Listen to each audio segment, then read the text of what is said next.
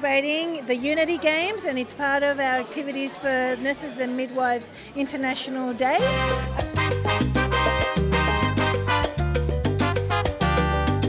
It's a team building exercise, and I think we as a team has come together, so we are from different culture, different background. We as a team, we are participating in the game, so it's like a lot of positive environment, and I think fostering a positive environment in a work culture is very important, and I think that's what we are here for.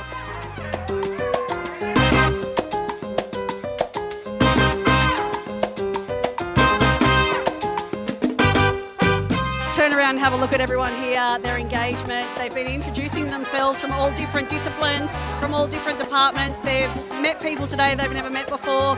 They've had fun, they've had a laugh, and they've taken some time out from the high pressure jobs that they do. And this is what it's all about.